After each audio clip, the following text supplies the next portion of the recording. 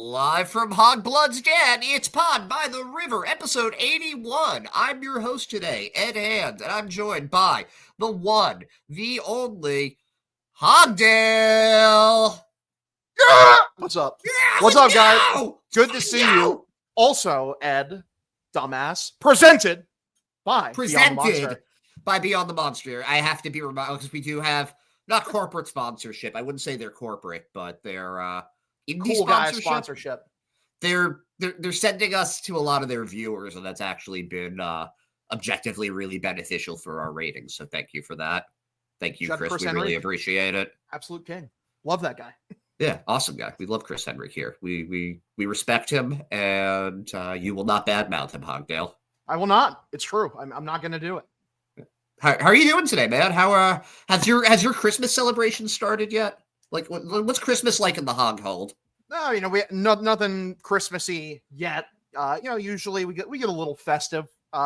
Christmas, we'll just go on the 25th to like my grandma's place, and like we'll meet up with like my aunt, and my uncle, their kids, my cousins, and we'll have a nice dinner, and then everyone opens presents. It's a very quaint experience. You know how in like some Eddie Murphy movies you see him playing the same character, like it's just him playing a bunch of different characters? Yes. That's what I imagine the Hogdale family is like. It's just you, but a bunch of you. Oh, no, I'm one of a kind, brother. Especially on my mom's side of the family, which is over here. The people who would be me, like my personality trait, is my dad's side of the family, and they're scattered all over the place. Gotcha. Do you actually like Christmas, or are you just along for the ride? Thing is like when I was younger, loved Christmas. Obviously, you get presents. Nowadays, as an adult, I can't lie, it's kind of an inconvenience because it's just like Ed, you know me. Like, listen, I like being alone. I'm my favorite person. I enjoy isolation. So like Christmas is like, fuck, I gotta fucking leave the house, and I gotta go to this family thing, and I gotta go to this other fucking family thing, and it's like they just love me and they want to see me. Fuck them. No, that's the thing. Is because like I go to my grandparents' house. My grandmother lives right next to me. I see her every fucking day. Like, what do we? I see my cousins every other day. It's not like it's like a fucking an event like we're like once a year we all get together and reminisce. No, like we see each other every fucking bare minimum week or two. Like it's just another day, man. It's fine. Do you go to like church or anything, mass, No. anything like that? Did you do that as a kid even? Because I know, obviously not now, but they weren't taking you as a kid. My grandma goes every Sunday. My grandma goes to Christmas mass and everything. No, my mom never did that. She was too busy on the grind working. And I never like asked to do that. Gotcha. My dad definitely wouldn't have been taking us to that. Your dad was just like, no. Yeah. So it's been a slow-ish week for the Red Sox, but also a surprisingly emotionally charged one. Should we just start with that? Absolutely, because honestly, the title of the episode. This was my favorite event of the week. It's just that like I've never. It's so rare I see Ed just go fully just unglued on the timeline, just in terms of pure frustration and anger. It really was a crash out. It was Ed crashing out. Of all the things that Ed could crash out over. It's just funny because it was the Patrick Sandoval signing.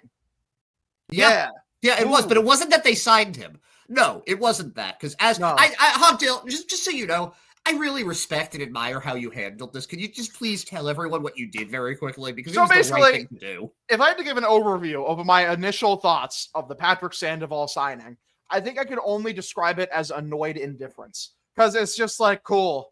Wow, a signing for next year. Great. James Paxton 2.0. It's it's a mockingly aggressive thumbs up to me. So I did the mature thing. I loaded up, I fired a snarky tweet off of Twitter, and then I left it be. And I think that snarky tweet was like not beating the dumpster diving allegations, which, a bit bad accurate. Faith, but also they're not beating because they're not. It's the same. They're not beating it. Like, no. You say it's good process. I'd agree it is good process. But if you're saying, like, why are you annoyed about it? It's not till next year. Okay, cool. Well, if the move's not till next year, I'll postpone my fucking excitement until next year when the move matters then. Cool. Thanks. Great. Neat. And I'm fine. See, I think that's a perfectly valid thing. That was, I don't tend to have that type of tone for most of my tweets, but it's like, whatever. He's Lucas Giolito's replacement next year. Like, literally, I was very concerned about this, but I'm also not all of our minds about it either. Like, I don't care. They need guys. Like, yes, this is objectively, this is perfectly fine for 2026. They need this next year. My issue was all of the people replying to my tweets about how mad that they were about it. And my issue with this was that 2 weeks ago, we had the Red Sox not getting Shane Bieber. And Shane Bieber and Patrick Sandoval, not the same guy. So I'm not comparing the two. But the issue that people had about them not signing Shane Bieber, like the thing that I was that people were using to justify it then was that it wasn't going to be until next year. So why are we even thinking about this, right? Like, we need guys for this year. But we have people that are super butthurt about it. Super butthurt that they didn't get Shane Bieber. Now that they got Patrick Sandoval, these same people, this is the worst thing that's ever fucking happened because he's not going to be ready until next year, even though this would have happened with Shane Bieber. This was the exact same thing. You were throwing a tantrum over not getting Shane Bieber, and now you're upset that they actually got Patrick Sandoval. So why are you don't care. You don't actually care about whether or not it's a good move or a bad move. You just want to be mad, and you just want to move the goalposts so that you can be mad. And it wouldn't matter if they didn't get Patrick Sandoval and they found out they were the runners-up for it. People would be bawling their eyes out. We're the Boston Red Sox. We should be able to get every player that we want if we like them. But you know what? You get the guy that they like, and you don't care. You don't care. You're just mad about that, too. So you just want to be angry. And no, I don't love the signing. I don't give a shit about the signing. It's fine. Again, 2026. But Jesus Christ, have some self-respect. Your anger is meaningful. Your anger means something, and when you get mad about nothing over and over again, it loses its value. If the sky is always falling, then it's never falling. So no one takes you seriously. Being that upset, it's like, you're like, it's the 98.5 the Sports Hub fan take. Like, that's it. Like, that's just like, that's like what that level of anger is. Like, you're telling on yourself. And it's dumb. It's because genuinely, who cares? It's like, I think I was talking in the chat, like with Sammy, where like he was like kind of miffed that I was annoyed. And he's like, hey, this is like a golf clap move for me. And like my counterpoint to that was, I'm sorry, if golf clap is allowed, annoyed indifference is also a valid response. That's fucking valid. On the spectrum of emotions, like that's where I'm at. I'm on this side, he's on this side on like valid emotional responses. Right. So I was just really pissed off about this for the rest of the day. And it had nothing to do with the move itself. That's the worst part. It's just that at least I think more so me than you, because I have, and I say this just because I've been at this, I think a little bit longer. Like, I have a bigger following than you do.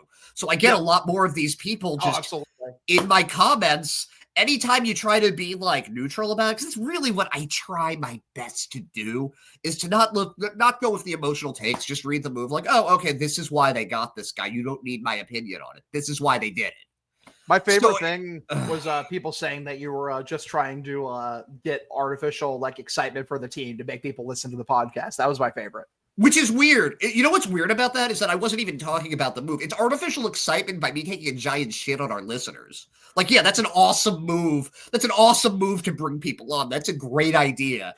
To just talk about how stupid I think everyone that pays my bills, my imaginary bills, it just doesn't make any sense. That was really stupid. There was also like, oh, you're just being the contrarian. I've been saying this since I have been on Twitter. I've been saying this since I was probably like 11 or 12. I have always had a really hard time with the disingenuous fan that just wants to be angry all the time. And it's more a matter of just that. And I realized that I did go off a little bit before, but that's really the heart of it, is that I think that it makes it so that when you actually have something to be upset about, makes it mute. Exactly. Yeah. It's like, so this is, right. So this is different than when you threw a temper tantrum because they signed Kenley Jansen and Masataka Yoshida because Trevor Story wasn't that good. It's always something. It's always something. And if it's always something, then that something doesn't mean anything.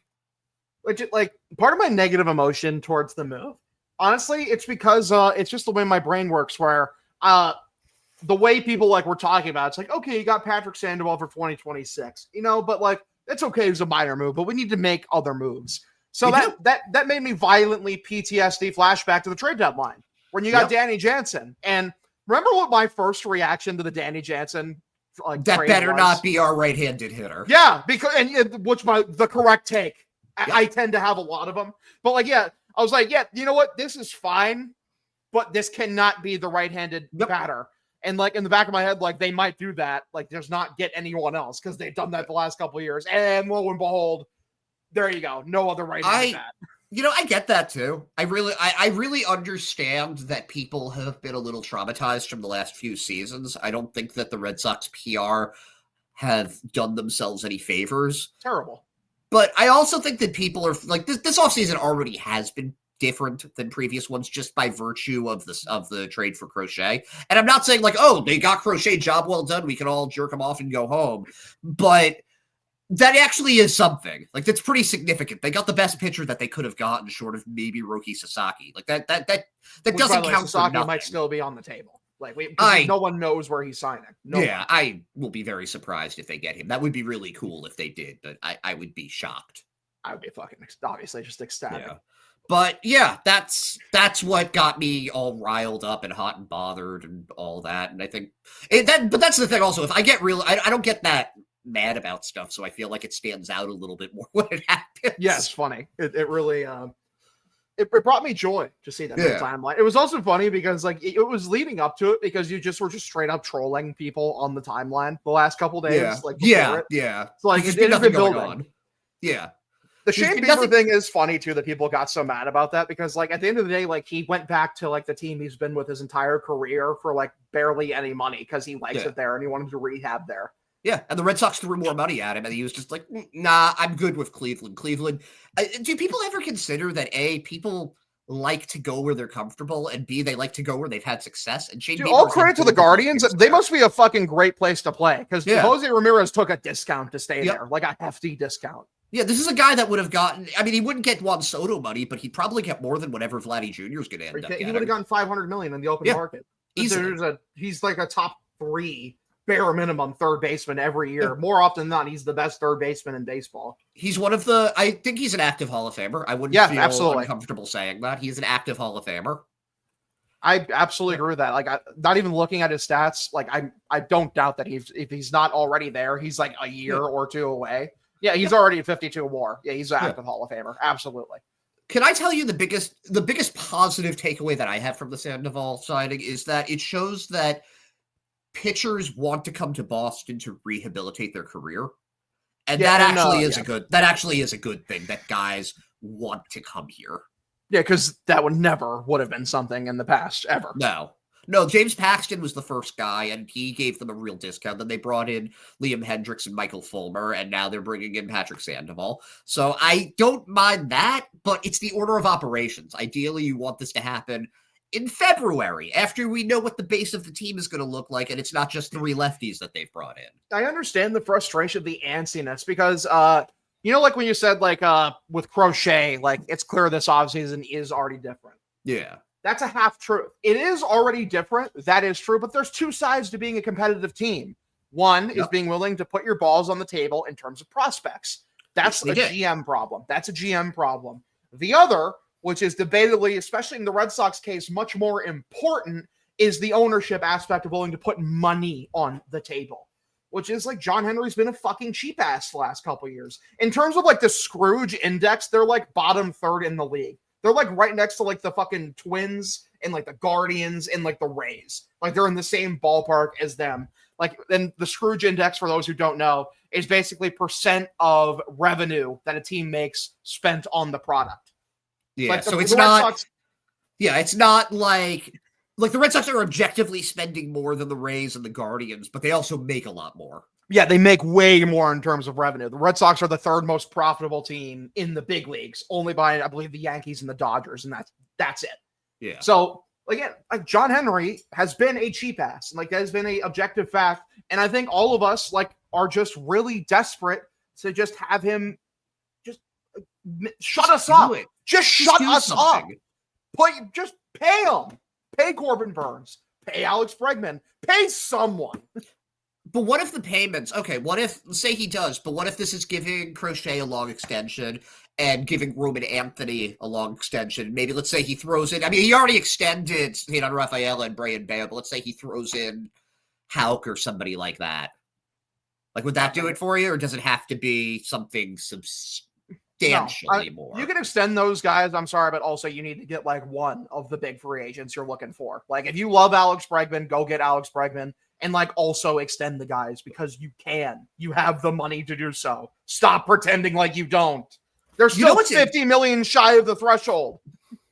You know what's kind of interesting to me is that I wonder if we would be having this conversation if they had just signed someone rather than trade. Like say they had signed Max Fried instead of trading for Garrett Crochet.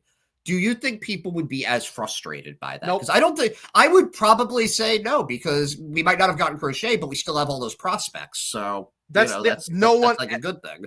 The fan base would be objectively happier because the biggest anxiety of the team, which is the only thing holding us back, is John Henry being a cheap ass, would be gone. Yeah, like the idea that the fear of Craig not being willing to dump or get rid of prospects for a big trade. I'm sorry, that's objectively less of a problem than the owner not willing to be serious by spending money, which he has fucking so much of. There's no reason not to. This is where I've kind of landed, is that I'm not going to freak out about people spending or not spending a few days before Christmas. I'm not even going to do it halfway through January. But if we're coming into spring training and they haven't made any significant move, they have since Crochet, they haven't extended somebody.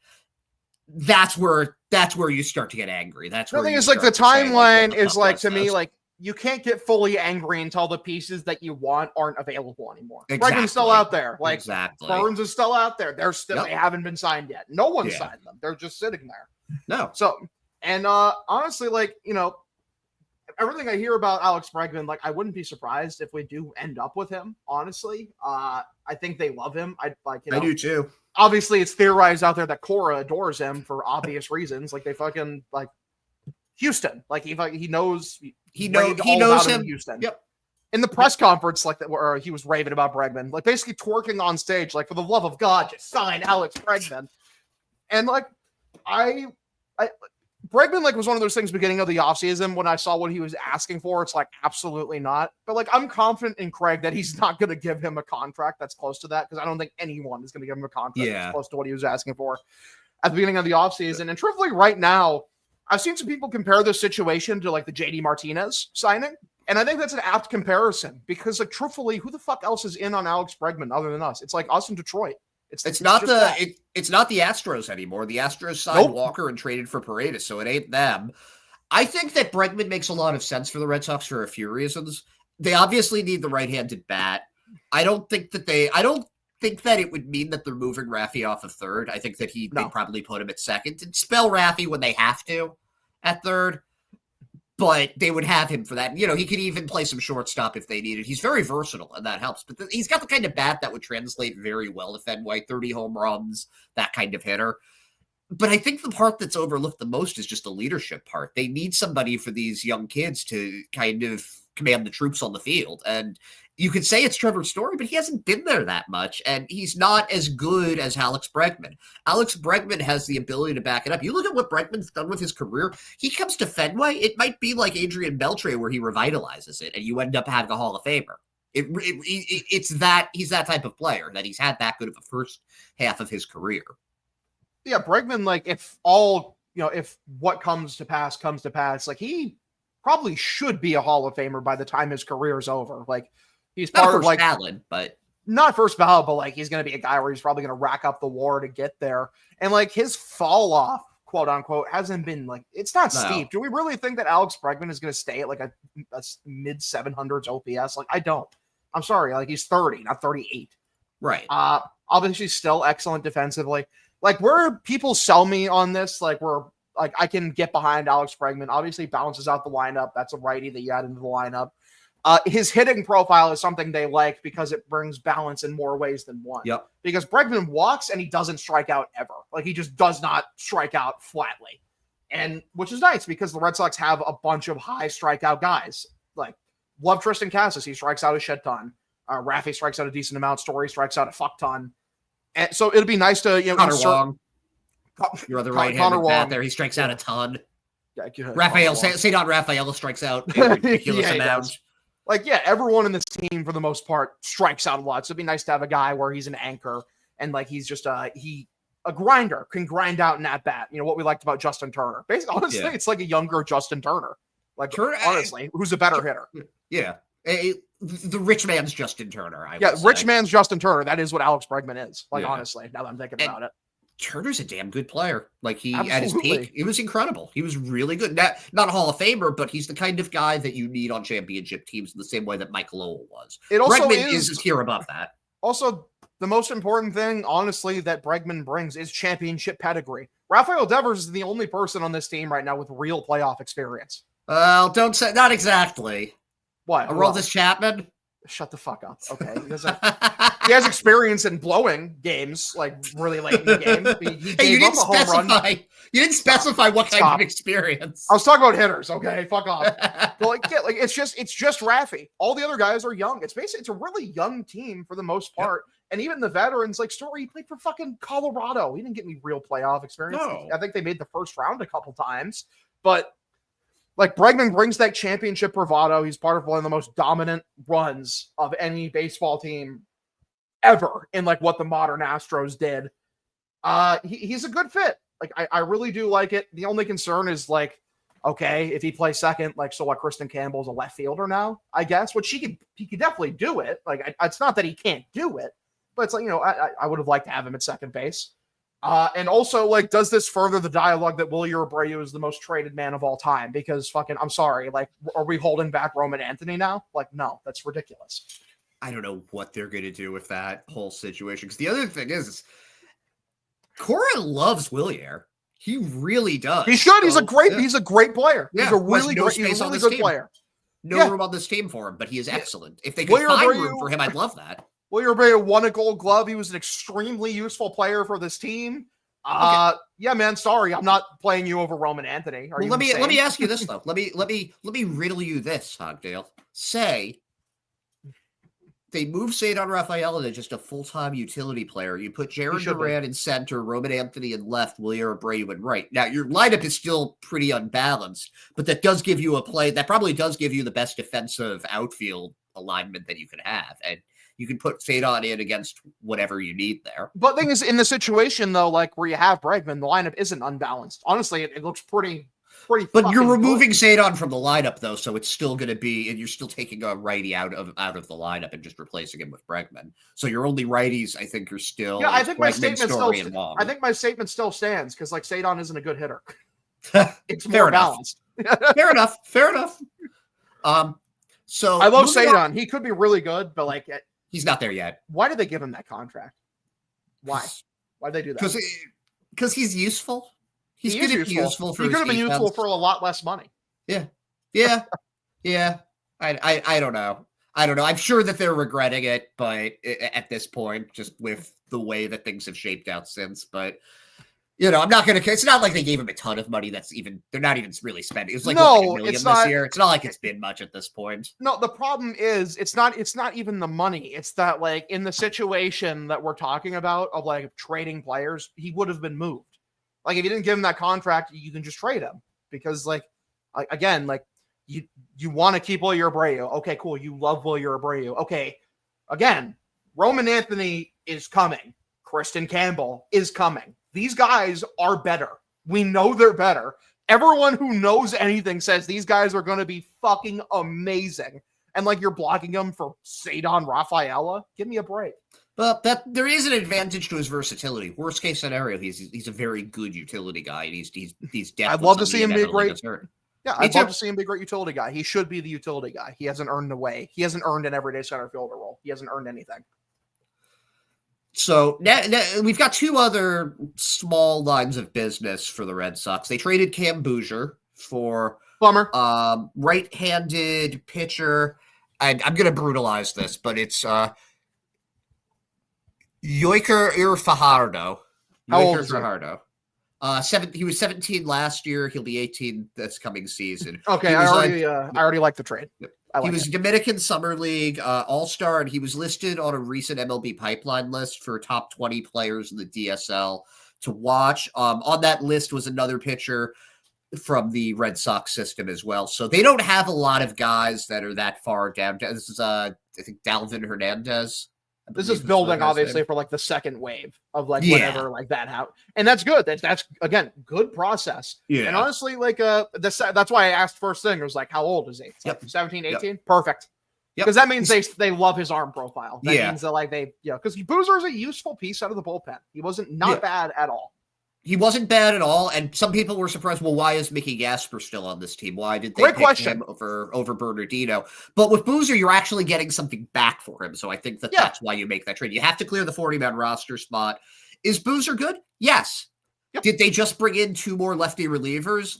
Yes. So you're deciding to you're not going to keep all of those guys. You're going to cut somebody. Maybe it's not Boozer, but if you can get a good prospect, and I do think this is a legitimately interesting arm, you make that trade. He's an 18-year-old that's throwing 95 miles an hour. Yeah, you make that trade. I don't doubt that. Like, I wouldn't be surprised if in 3 years he's like a fucking top 25 Sox prospect. Like, could be. I wouldn't be. Oh, top 25. I wouldn't be surprised if by the end of this season, if he has a decent season in the FCL, he'll be there. Good pitcher is really hard to find. Very, and like it's part. And this is a move like this is why Craig Breslow and Andrew Bailey are valuable.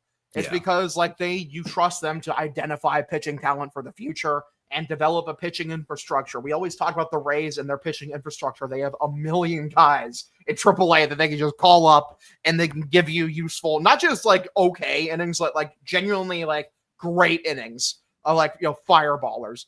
And like, this is how you eventually get to that point. You need to build up that infrastructure. And like, I like the move. It's a good move. Yeah. Third move was that, and this is not a substantial one at all, but the Red Sox did bring in a reliever on a minor league deal. Austin Adams, he pitched with the Oakland A's last year. He was that guy. We saw him. He threw nothing but sliders, and he hit a lot of batters. He actually I looked this up. He led the league in 2021 with 24 hit batters. Not afraid to throw inside.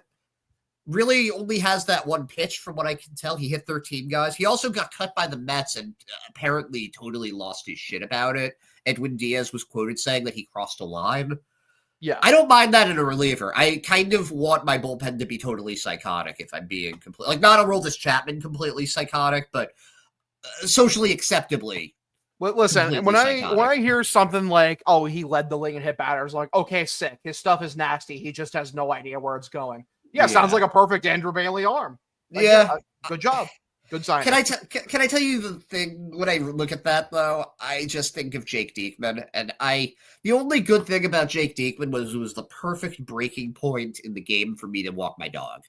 Because I knew that I would come back, and there would be 2 men on, 1 out, and a 3-1 count. And it would be fun. This would be like 10 minutes later. I'm looking at Adam's Savant page, and like every year, like it looks really good for the most part. Everything except xERA, which is always hovering right around 4. So like, I imagine that like Bailey sees something where he's like, I can give him this tool, and I can turn him into like just make him filthy. But also, if this was a major league deal, I'd be like, this is really stupid. But as a minor league deal, what do you have to lose? What do you have to lose? A side armor? He's had some success. Yes, he hits a ton of batters, but he's gotten some guys out too. Why not see what you have there? This is like a guy where, like, I don't know, Austin Adams. That just sounds like the name of a guy, like a reliever who comes up randomly, like to replace someone for injury mid-season, and is just nasty for like a month. Yeah. So, I'm looking forward to it. That's my bold prediction. Is like this guy's going to be like insanely useful at some point during the 2025 season. Oh God, I hope so. So that's going to do it for. Did I miss anything? Is that our Red Sox news for the week? I feel like there hasn't been that much. I think so. I don't think anything. It's been a pretty uneventful week for the most part. I mean, it's kind of funny. We still pulled basically a half hour out of it, which I love that. Yeah, I don't know how we managed to do that, but we did it. And now we are going to. I took some questions on the old Twitter device. And we're gonna answer them now. So this first one, and this is a 2-parter. The first one is from Soldier First Class Alex Moffat, and that love the Final Fantasy VII reference. Would Hogdale wrestle a bear, and if so, what type of bear does he think he'd stand the best chance against? Great question. I think it has to be brown bear. If I have to pick a real bear, like, if I could say like fucking, It's like, oh yeah, man, let me go fight. What's a really small bear? Like, I don't know, let me go fight a miniature panda. Like, I don't think that would be a fair fight at all. I think that's kind of mean. So like in terms of like mainstream American bears, brown bear, black bear, and I guess polar bear. They probably wander down into Alaska every now and then. Yeah, you're not going to do well against a grizzly. Not against a grizzly, and I'm not doing well against a fucking polar bear. There's a reason when they say, if it's white, good night. Like I'm not. So brown bears usually run a bit smaller. But like my ass, it doesn't matter what bear I'm fighting. I'm getting annihilated. Like I don't think people understand how big bears are. Like even a brown bear is like 800 to 1,000 pounds. Yeah. So I actually have a few bears that I think you could take. Number one, corduroy. I think you could handle corduroy fairly easily. Two, the Snuggie bear. You know what I'm talking about from those ads, Yep. like the one for the dryer, whatever it is. Like I'm pretty sure you could take him. Woody the Pooh seems pretty out of shape, slowed by honey. There's some real malaise there. Pretty sure you could take that one. Yogi Bear easily. Boo Boo Bear fucked against Hogdale. You are squashing that little motherfucker. So those bears, I think you'd have a pretty good shot against. That's just me. Absolutely. I think the smallest end of brown bear is 180 pounds, and I think that's the best chance I have. Yeah. But even then, that's 180 pounds of pure lean muscle. I think that you'd be all right. But he also has a question that he says is his real question, and that's, with 31 blown saves in 2024, what does this bullpen need in order to be as dominant as some of our past bullpens have been? Who would be your guys' favorite targets to get, and who has the best chance at a breakout comeback season in the bullpen this year? I mean, they just need to they need to not get tired as easily. That was a big issue last year, was that people just got totally burnt out the second half. It's kind of hard when your last two guys are in their late 30s and getting hurt, because Kenley was beat up all season and also just didn't want to be here. And Chris Martin is a good pitcher, but he's also 38 and was, for some reason, inexplicably a ball magnet last year. So he was having a lot of attempts on his life just from line drives. So I think that would help, just getting a little bit more, like just having more arms there. As far as people that I would like to see them get, I mean, Tanner Scott would be cool. Kirby Yates as closer on a 1 or 2 year deal, that would be my ideal. I love Yates. I think he's awesome. I thought he was awesome even before this season. I loved him when he was with the Padres. Besides him, I mean, there are still options. There's Carlos Estevez. If you bring in Jeff Hoffman as a reliever, he'd be pretty good. Yeah, that's kind of who I got. How about you, Hogdale? What do you think? I mean, in terms of just like a reliever, like I'm probably big into Jeff Hoffman. Honestly, I really do think my answer would be Corbin Burns. But because the biggest problem for the last 3 or 4 years is that the bullpen just gets burnt out down the stretch. A lot of the times the Red Sox bullpen was pretty good in the first half, like if not great in the first half. And then like just down the stretch, the wear and tear of like the starters not being able to go any sort of length just adds up, and they all fucking burn out. And all of a sudden, it's everyone's unhealthy, everyone's losing velocity. Like the starters need to go like more than 5 innings. Like there's too many instances in the season like where starters are going between 3 and 4 innings. Looking at you, Cooper Criswell. So, yeah, man, like more starter innings, like it will keep your bullpen fresh. Yeah, I completely agree with that. Actually, when you look at some of the burnout of guys who came up and initially did well, Brendan Bernardino was incredible for the first half. Zach Kelly was awesome for the first half. These guys both got destroyed in the second half, and you can't. I don't think that there's a chance that they were pitching healthy. I don't think that Cam Bouger was either. I think that a lot of these guys, they might have great stuff, but if they're hurt, it doesn't matter because it's going to lose its edge, and these are professional major league hitters. You're going to get annihilated. So good questions. Good questions there. Our next one is from Crazy Fool 4, friend of the show. What 3 players in order would you want to see extended this offseason who aren't named Garrett? Which means you can't say Garrett Crochet and you can't say Garrett Whitlock. Okay, well, Whitlock already got his extension. True. Good job taking Crochet out because that is the number one answer. But that's obvious. In order, Roman Anthony, Kristen Campbell. Like, you need to be the Braves. Be the Braves. You know how good they are. Pay them now. Do it now. Get the Ozzy Albies contract now. You can do it. I believe in you. You can do it. You got one more spot. Yeah, number 3, honestly, really tough, honestly, because a lot of the guys like you'd think are obvious, like you don't really need to. Like Hauk, like he's going to be, you have him, I think, under control until he's like in his early 30s. Duran, you have him under team control until he's in his early 30s. Like, so you don't have to do that. So, I mean, in terms of like a third extension, fuck it, extend Raffy again. Put an extra 5 years until he's 45. But like, yeah, I mean, I don't even know. Like, I don't know who the third one would go to. I guess Hauk, if I had to pick one. But like, to me, you shouldn't be banging down the door to give an extension Hauk because you just don't have to. Okay. That makes a lot of sense. And I agree with the first two. I'm going Campbell and Anthony. If you are confident that these guys are going to be important for the future of the organization, you go and you get them right now. Buy out those free agency years, man. Yeah. I mean, Marcelo Meyer needs to prove he can stay healthy. Maybe we can talk him after that. But my third is actually Cassis. I think that you try to get him now while you can. You try to get him now because I think that people have given up on him way too early. I think that a healthy season from him, we're talking 35 homers minimum, a shitload of walks, a ton of RBIs, and good enough batting average, bat on ball, that he's not Mark Reynolds. He's not someone that's striking out 200 times. I think that if you can lock that up now, you might as well do it. I agree. That's a good take. I just completely forgot about Cass for some reason, even though he is my beloved and I love him so much. I do think it's funny that like people are talking about like, let Cassis play the year out and get his value back up. First of all, the funniest thing to me is like in the situation where Cassis is healthy and gets his value back up, you're just not going to sign Vlad Jr. because you have no reason to. Because like he's going to hit, if he stays healthy, he's going to hit 35 home runs minimum. He's going to have an OPS plus like 130 to 140. His WRC plus is going to be like 125 to 130. He's that fucking special. Like, he's so good. Like, in that situation, then you just are like, oh, are we just doing too much by being obsessed with Vlad Jr. here?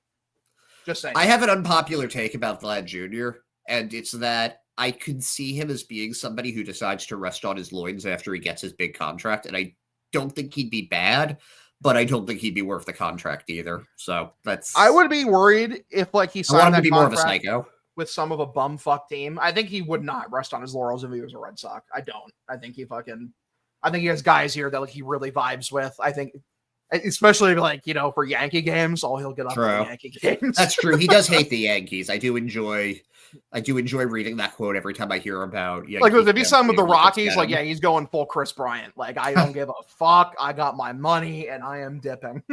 I'm going to lead a happy life from here. All right, so thanks for your question, Kurt. Next, we've got one from August West at the Surfing Guy. The first question is, why does Hogdale have so much aura? Why do I have aura? Great question. It's not aura. It's so much aura. I think he's talking about the overdose of aura. I don't know, man. It's just I was just born with it. I got good charisma. I've got good speaking ability. I was forged in the fire of my own brain and self-hatred in high school, and I emerged from it, that cocoon, a better person, a better man, and a better speaker. Well said. Second question is, right now, are we a 91 win team, we the Red Sox? What do you think, Hogdale? Are we a 91 win team?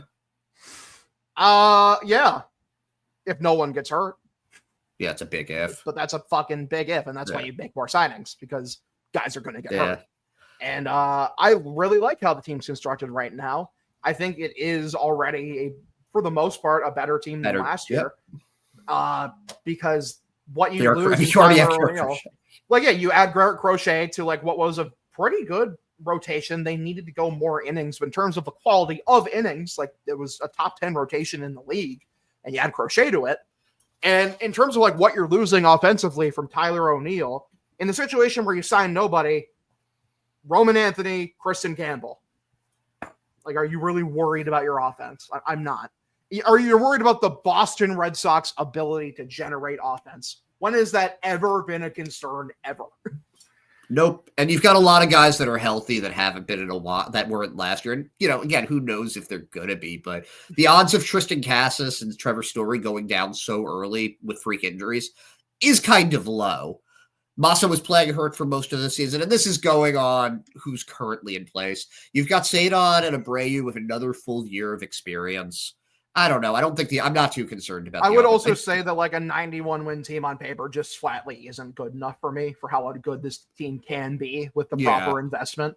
This team should be like slam dunk, bare minimum, fighting tooth and nail with the Yankees to win the AL East next year, like within a half game of winning the AL East. Like, it's just that simple. It shouldn't be like laughable when they're like, who can win the World Series next year? Like, it should not be laughable when someone says the Boston Red Sox. Like, it's just, that's where I'm sitting. I agree with that. I don't think as things stand now, though, I don't think that they're a 91 win team. I think that they're better than an 81 win team. I think they'll be closer to like 85, 86 based on right now, but I don't think they're a 90 win team. I think that they would have to depend on other teams sucking a lot to get a wild card, basically. The AL reeked last year. And like, what indication has shown is it's getting significantly better? The Tigers and the Royals are both better this year. Will probably be better this year. I mean, I'll hear the Royals, but even them, like, fuck, man, are how many of those dudes are like? How many of the veterans on that team are repeating their performances from last year? I will hear Bobby Witt Jr. being that good again. I'll hear Cole Reagans being that good again next year. How about some of the veterans? Like, are they going to take a step back? Like, I don't know, man. You think Lugo and Walker are going to suck next year? I think they're fine. I think they are know what if they they'll are. Suck, but are they going to be great? They were great. Also, worth noting, the Royals were as ass as the Boston Red Sox, like down that last month or two stretch of the season. And I think what's going to be better. That's a valid take to have. He's one guy. Fair enough. Tigers have Skubal too, so you don't need a ton. Skubal's great. They've got good starters besides Skubal too. They do. Who's hitting for them? Who's hitting for them? That's what they've got. They've got to invest in that. They really do, because it's not Javier Baez. I'll tell you that. Chris Ilitch is not Mike Ilitch. Chris Ilitch is a fucking cheap ass. That's why I feel confident in our ability to get Bregman. Fair enough. That's fair. Thank you for your questions there, August. Now we've got ones from our good friend, Dr. Jim Delfino. Oh, and it's just, I don't really get this, Hogdale, but it was directed at you. So it just said, Hogdale, do it fart. It do be farting. It said, do it fart. What is that? Can you explain that reference to me? It's just an internet thing of like fucking, it started, I'm about to discuss a meme rabbit hole. So basically, there was like this audio of like it was Rouge the Bat from Sonic, and it was like an AI voiceover of it, where she said, "Damn boy, you were sizzling in there." Nah, but for real though, you pissed super loud. Good to say, hit me up sometime. Sound like you were frying some chicken in there. And so basically, that evolved. It's like people were went to the other way, where like they saw women big asses, and they're like, "Dude would be shitting." So. And now that evolved to just asking people, do it be farting? That's so stupid. Yes, it is. I love it. And I'm happy that I could be here for you as a Terminator Online degenerate. All right, so thanks, Dr. Jim, for that one. Our next one is at add-in Twitter user. Vegas odds have the Red Sox winning 84.5 games as of right now, 12-22. Do you see them living more or less? Guys, and I think we just talked about this. I'd say yes. To me, you're smashing me over, especially right now, because they're not done adding in free agency. No. Even if it's not Bregman, they're going to add a couple minor pieces. Like if that doesn't happen, the plan C is Randall Grichuk. Which, please no. They already have Ref Snyder. Just use Ref Snyder. I get that, but also Ref Snyder has dealt with injuries the past couple of years where he's missed time. Oh, and Grichuk hasn't? Yeah, but are they going to be both hurt at the same time? I don't know. They can alternate. And, if you got Randall Grichuk, and you were okay, it's a Grichuk Willier platoon. I can live with that. Obviously, no, go sign someone real, but No, I'm not. I would not. If you're getting Grichuk and it's going to be a Grichuk Willier platoon, then I would rather just start Rafaela or start Anthony or start Campbell or start anybody. I'd rather start Anthony. You don't need Randall Grichuk. I agree. If you want the right-handed platoon guy, you just start Campbell. Yeah, exactly. Okay, so thank you for that question. Our next one is for your good friend Alex Average, and this is a two-part question. Which part do you want first? The good part or the Magic the Gathering part? I'll take the good part first. Okay, so that question is, with the way the roster is built right now, what do y'all expect the batting lineup and pitching rotation to be? This is if they didn't add another top flight free agent. I mean, if that's the case, then if they don't add anybody, I'm going to be pretty mad. But I guess hang on. Let me get. I have my. I write all this shit out. I was going to say I'm literally pulling up a notepad right now so I can visualize this. Yeah. So I'm just going to read. The rotation. I would go. Here it is: Crochet, Houck, Bayo, Crawford, Giolito, or Criswell. Or I guess you can use Priester or Fitz, whoever looks best during spring training. That's what I'm saying. People in the in the know are like really high on Priester. I like Priester because he started throwing 4 miles an hour faster in Worcester. He was hitting 95, 96, 97. So I tell you, when you get Andrew Bailey there, get a guy to perfect his mechanics. I'm just saying. See how they look in spring training, decide whichever one looks best. That's who you go with. Yeah, right now I do think Crochet, Houck, Bayo, Crawford, Giolito. Yeah, that seems like a pretty definitive 1 through 5. Yeah. Criswell is a long relief mop up guy. The bullpen, obviously, listen, I'm just gonna be right early. Everyone else, you can catch up to me and be right later. If they don't sign another closer, Justin Slayton is going to be the closer by the end of the year. If they don't sign another closer, if they don't sign a Jeff Hoffman to be the closer, Justin Slayton is going to be the closer. He's the dude with the best stuff on the staff. His stuff plays up. I wish I had StatHead to see how his stats were in the 9th inning specifically, but I fucking pure eye test from what I remember. His stuff played up in the 9th inning. He's fucking amazing. He's incredible. He's young. He's a dog. He's going to be the closer by the end of the year. I'll just be right early on that. Everyone else can be wrong now, and I'll fucking be ahead of the curve. I think that you might be right about that, but I'm gonna wait until I see what Liam Hendricks looks like, because if he's healthy and he looks anything like the Liam Hendrick of old, that's a guy that I'm very comfortable in the ninth. But yeah, obviously, it's for me it'd be Slayton, and then it's Hendricks, Chapman as the 2 setup guys. Whitlock too. I want Whitlock as a setup guy this year. I think they're going to use him as a long man. I think they're going to use him as a very good long man. Interesting. Then the other guys, Weissert, I think it's going to be one of Weissert or Zach Kelly for one of those middle spots. And then Luis Guerrero, I think, will probably be there. I think Guerrero earned a spot. Yeah, unless he he looked nasty. Ass in spring training. He deserves a spot. I think he's very good. He looked really good, I thought. And then I think Justin Wilson will probably be there just because of his contract. Yeah, and because I think I'm okay with him coming into the season as a second lefty, just because if he sucks, it doesn't matter. And if he's good, and then that's a good thing. And they signed him really quickly. So I think they must see something that they like in him. This isn't okay, let's give him a shot in spring training like Jolie Rodriguez. This is a guy that they very obviously targeted early on. How many guys are in a bullpen? Is it 8 or 9? How many is it? It depends, but I think it's 8 because my last guy is Cooper. So we have 8. Yeah, my last with Criswell. Yeah, Criswell obviously is although Criswell does have a 4th option, so if you don't want to use him there, if you want to keep him stretched out as a starter, then that's okay too. That's the only reason that I'm a little bit hesitant with Whitlock as a long reliever, just because you want to have 2 long relievers there. Do you want to have a mop up guy and a long reliever? Well, because to me, I feel like Criswell is your mop up guy. And Whitlock, they just use him they did in 2019. I just don't like. I said this back then too. This has nothing to do with whether or not Whitlock's good at the role. I don't like that role. Just in concept, I don't like. I hate piggybacking. Piggybacking is fucking annoying. I will agree with that. And if they just make him a setup man, I'd be happy with that. I think he'd be very, very good at it. Yeah, if he can go 2 innings, then obviously you want him to go 2 innings. But I don't want it to be okay. We're only going to use Whitlock if it's for the 7th and the 8th or something like that. Can I just say also, looking at the bullpen on paper, people they're freaking out for no reason. It already looks good. If you do add a Hoffman, Jeff Hoffman to that, a Kirby Yates to that, then it's a fucking top 3 elite bullpen. Right now, it's a good bullpen. Yeah. And I'm just going to read some of the bullpen depth that they have there too. They've got Bernardino. They still have him. You can keep him, store him in AAA. You've still got Zach Penrod. You've got a rehabbing Chris Murphy. These are guys that can start also, but you have those lefties there. Chris Murphy was great out of the pen too, man. Yeah, he was.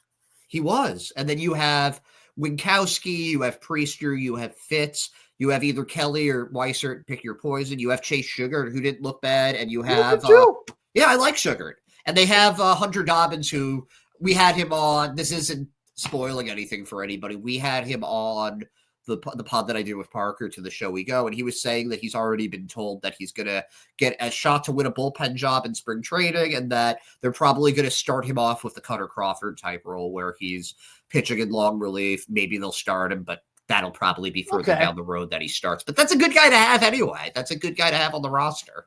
And you've been a big Hunter Dobbins guy, so I'd be pretty excited to see him win a role in spring training because he could be really good. He could hit 99, 100 out of the bullpen. But he has that kind of velocity, so he just wouldn't throw it as a starter for obvious reasons. That's where we're sitting at in terms of the rotation and the bullpen.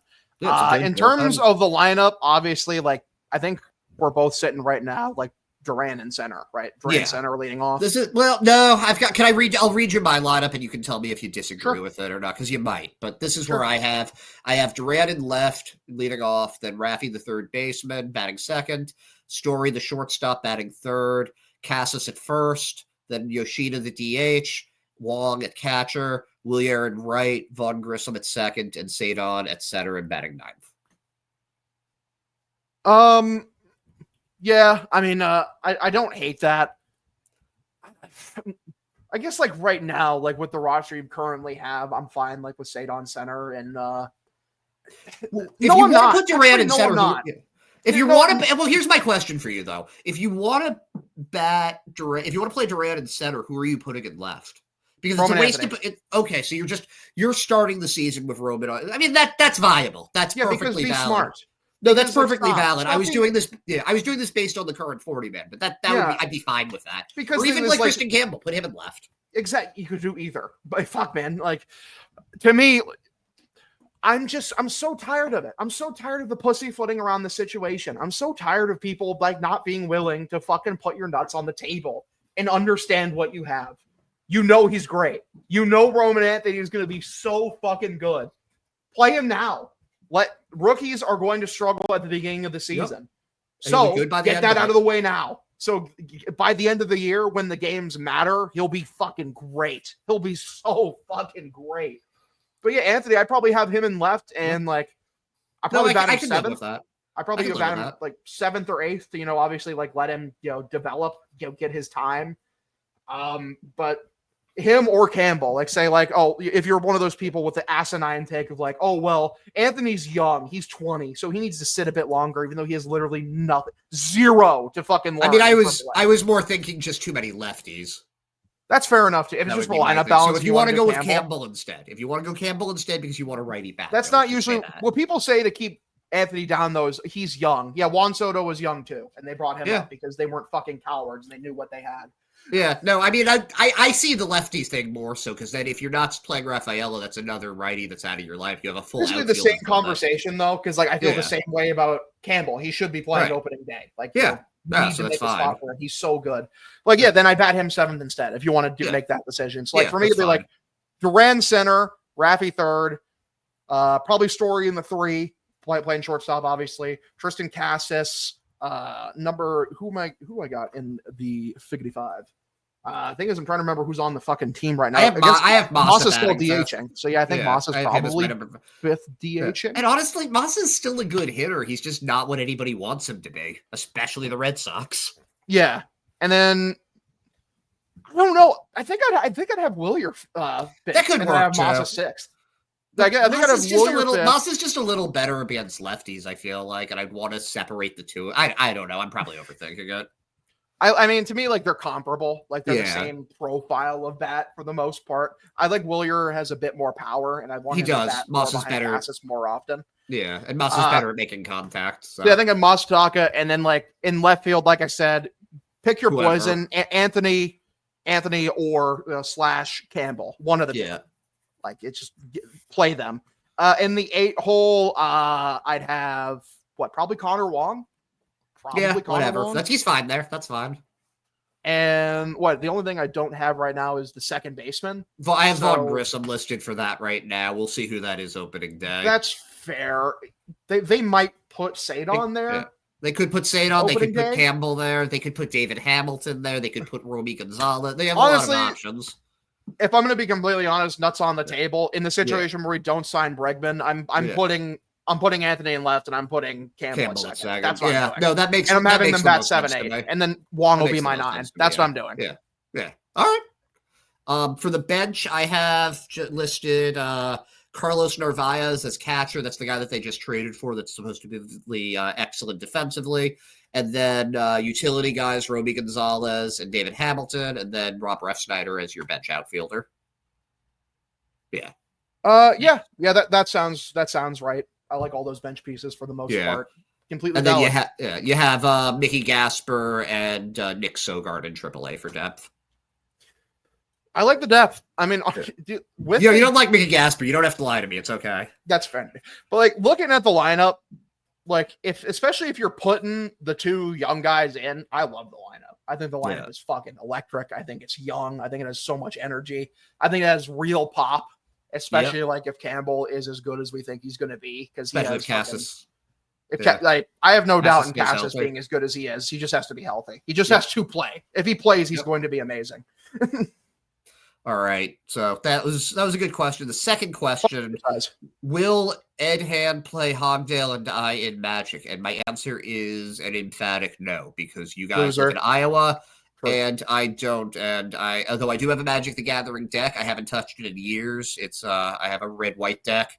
I don't remember what it does. I just know that I have it because I lived in a frat for a couple of months where people were really into Magic, and I went to a tournament with them, and that's my experience with Magic. But I find it too hard to do over the phone, so you guys would have to come here or something. Have you guys actually played Magic together before? Because I know he's mentioned it a lot. Sadly, I have not gotten to play with Alex yet because Alex lives quite far away from me right now. I think you live 3 hours away from me. That's a big state. Yeah, that's. I was a very big state. That's a trek. All right. Well, thanks, Alex. As always, we appreciate it. All right, great guy. Yeah, we love you, Alex. You're the Alex do more than average. You know, Alex to solid 7 inches. Sorry, I still haven't listened to that Ice Nine Kills album, brother. I'm a fucking piece of shit. All right, so our next one comes from Lobster Bread, and Lobster Bread. I know that guy.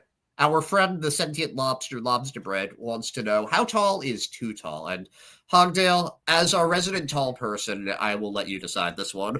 I feel like how tall is too tall is like, I think anything like above like 6'9", you're doing too much. Like, you know, I'm sitting at a solid sturdy 6'3", and I feel like that's a good height. I'm taller than the average person by a decent bit. I think you're taller than an above average person. I think 6'1" is above average. Like you go to China or like Korea or Vietnam, like you're like a freak there. True, but like I'm tall enough where like I'm decently taller than the average person, but I'm also short enough that like, you know, I'm humbled. Like when I see like a really tall motherfucker, like a dude who's 6'5" and built, or if I'm seeing a dude who's like a tall, lanky 6'7", like my uncle. I think my uncle's like 6'8", and he's tall and lanky. He's a big boy. Yep. I have a tall and lanky cousin who's 6'5", which is like being 7'6" if you're Jewish. So I don't know where he got those genes from, but he did. I think we have like a distant uncle that looked kind of like Abraham Lincoln, who was kind of really tall, so maybe he got it from him. Yeah. I guess my grandfather was built like my grandfather was. I think he was 6 feet, but he was thick. You know, he was built like a linebacker. This guy before that. Yeah. Could get you anything, but he was a very big, strong guy just naturally. So maybe that's where it came from. I don't know. But thank you for the question, Lobster Bread. Our next one is from @the Sox. When will the Red Sox stop bargain bin hunting and sign proven talent? What's holding up the market? Sox trying to ice Bregman, or are major players waiting on Burns? So let's go back to the first part there. When will the Red Sox stop bargain bin hunting? They're not going to ever. No team is. You need depth. So I don't think bargains, reclamation projects, anything like that. They don't stop. For most teams, they shouldn't be bad. That's not a bad thing to do. No, it's not. It's only bad when you're not spending money. And like it's only bad when it's the only thing you're doing. Exactly. And I think it's this year when they stop purely bargain bin hunting. I do too. I don't think that they're good. This isn't the year that they turn into the Mets from a few years ago and just throw money at everything. No. But I still think we're going to see a couple more. I think we're probably going to see another starter, and we're probably going to see another bat. Like, I don't think it's going to be Corbin Burns and Teoscar Hernandez, but maybe it's Alex Bregman and like Walker Buehler or something. I do think Bregman just makes too much sense. He really does, especially just because of how much Cora loves him. Like, Cora needs that enforcer. He really does. He needs a field commander, and Bregman would be too. And also just the fact that the Astros are out on him.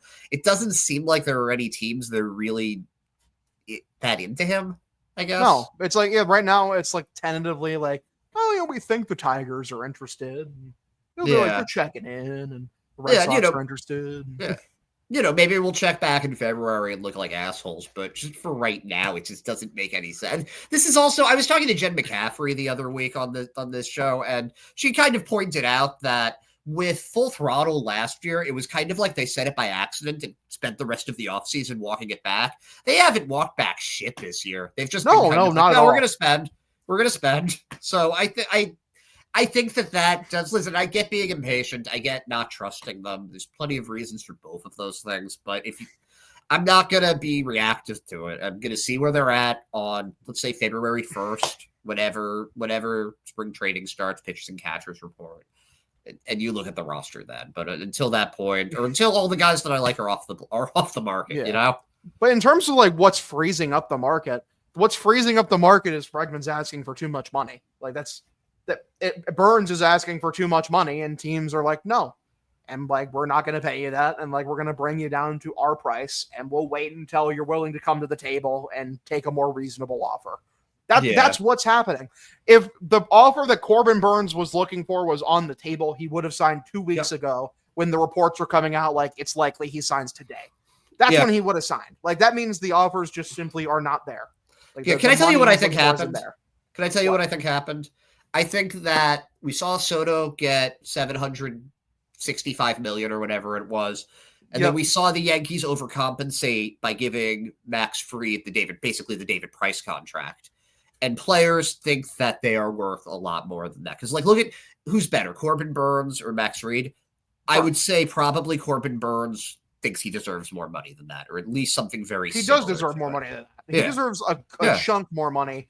But, like, no one wants to give him what, 220, like 222, right around there. Not 280. Like, where the teams are sitting at is he's asking for like 280 to 300, and they're like, how about 265? Like, and that's probably where his money is going to end up falling, is right around 265, 270. And Bregman, the beginning of the offseason, I'm trying to how much was it? Was he asking for? It was I think it was 200 million, wasn't it? I forget the total for years, but I think it was like 7 years, 200 million, something like that. Yeah, it's like, no. But I don't think it's just Bregman. It's not just Bregman either. It's a lot of guys. Like, I know Walker Buehler, the issue is that I know if the Red Sox, they want him for multiple years, and Buehler just wants 1 year to kind of prove it. Yeah, Bregman is seeking, basically, I think he said he was seeking like 7 to 8 years, 200 million. Like, no, it's not going to happen. No, you're not getting that, but we'll see. Maybe he will. I don't know. I don't know who else is available. I believe what the talks are. I feel like the contract that gets it done for him is like probably like 5,150. Maybe. I don't even know. I don't know what's fair anymore, dude. I think he might get 6. I think he ends up getting 6 or 7. I just don't think it's going to be. To me, like, I'd be willing to up the AAV a bit to keep the the years down to like 5. Like, to me, like a 5-year deal sounds great for Bregman. Get him till he's in his mid-30s.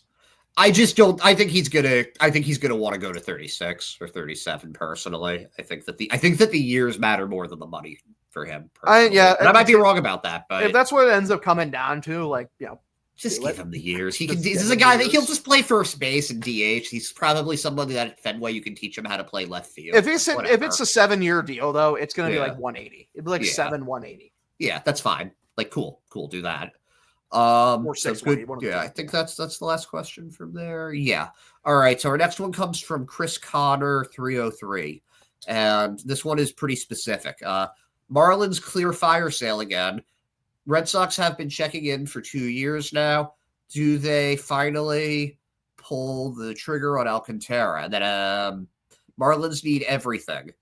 Mayer, Rafaela, Abreu, Casas. Everything we have is the big piece Bendix needs to land. I You shard into the phone if that's the ask. Nope. I don't. First of all, I think that this is in reference to the trade that happened earlier, Jesus Luzardo to the Phillies. Yep. Am I the only one that thinks Jesus Luzardo has become kind of a liability? I think he's extremely overrated. Yeah. Yeah, I didn't see that and think fire sale. I saw that and thought, oh, they need to sell him now while they still can, and the Phillies need to get someone because they're the Phillies and they're, for some reason, not able to spend money this year.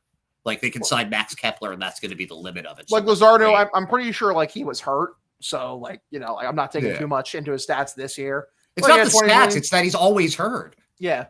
23, obviously. You know, he's a very good pitcher. He had 4 wins above replacement.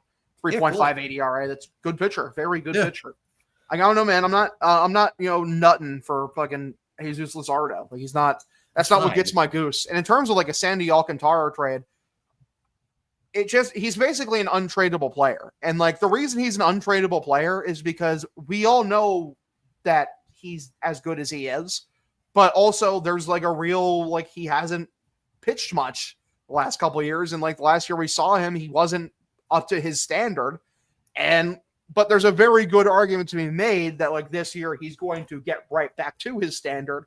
So if you're the Marlins, why the fuck would you trade this guy now? It makes no sense.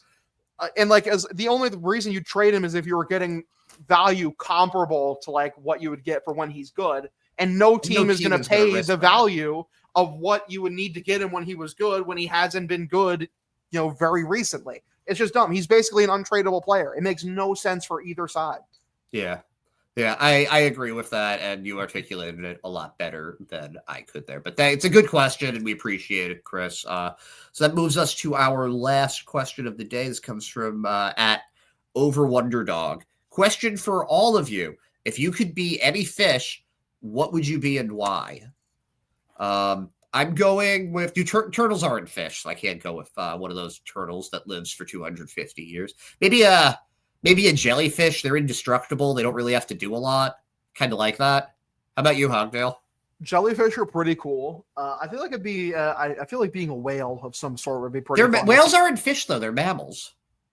Okay, fine. Fucking Poindexter. I won't be a fucking whale then. I'll be a dolphin because dolphins are really smart. Yeah, you didn't. Dolphins are also mammals. You can't. No, come on. No, they're definitely. That's mammals. Fake news. That's fake. They're definitely mammals. No, Hogdale, in Massachusetts, they take you to the whaling museum constantly for field trips, and they will tell you that whales are actually mammals. They grew on land. They have hip bones and shit. They have pelvises. That is so disgusting. What the fuck are we even doing here? What is this like? Liberal arts society I'm living in where it's like, oh, dolphins are mammals. Get the fuck out of my face. I don't even know like what kind of fucking fish I would be. It's a good question. It makes you think. I feel like jellyfish probably aren't real fish. They just have fish in their name. One of my favorite Pokemon is Lantern because he looks cute, but anglerfish don't look like that. Anglerfish are they're fucking scary. Horrific. Like they're like Lantern, the Pokemon is like the most jovial looking thing ever. He looks so happy. I know. So he like. is. I think I would be the fucking what the fuck is the fish with the scars from Finding Nemo? I think he looks cool. I'd be him. Oh yeah, that's a pretty. Well, I'm surprised you didn't say shark. Shark bait. Ooh-ha-ha. I don't know, man. I feel like the life of the shark it's a bit too fucking stressful. That's true. Because you're always moving and shit. Yeah, humans are trying to kill you because they're terrified of you. And they should be. They're godless killing machines. They're hanging out, man. They're sharking around. I guess it would be cool to be one of those fish that can survive in like the Mariana Trench, like at the very bottom of the ocean, just because no one's going to be bothering you down there, and you're basically indestructible too. You're just vibing. Yeah, or like the phytoplankton that like fucking existed like on the the volcanic like vents like at the base of the earth. Just like how cool would that be? Sucking up nutrients. Yeah, I want to know what it's like to live down there. That'd be some cool shit. You know, they're vibing, man. They exist within a vibe. I guess I have a question for you on a similar note. Hogdale, what's your favorite dinosaur? My favorite dinosaur? That is a fucking fantastic question. And I think I'm kind of a basic bitch. I enjoy a T-Rex. I do enjoy the T-Rex. They're big, they're imposing, they got big mouth, and they look cool as hell. Very marketable dinosaur. Do you relate to a T-Rex at all? Yeah. absolutely. Do you have like tiny little arms? No, I do. I got long arms. Oh wow, damn, that's some wingspan. Do you ever play basketball? I feel like you'd be tough to you'd be tough to get around. I never played basketball. I wish I did when I was younger because it would have been fun. But like I used to when I was bored, I'd shoot hoops. So were you the tall kid growing up, or did that happen once you hit puberty? No.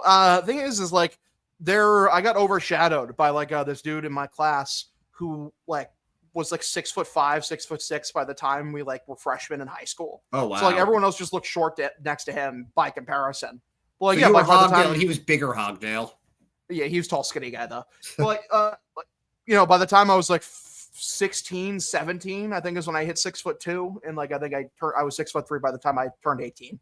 Did you even notice that you were that tall, like as you were growing? Because like I feel like like I'm not a tall person by any means, but I've never really noticed my height, if that makes sense. I feel like it's something that other people notice a lot more than I do.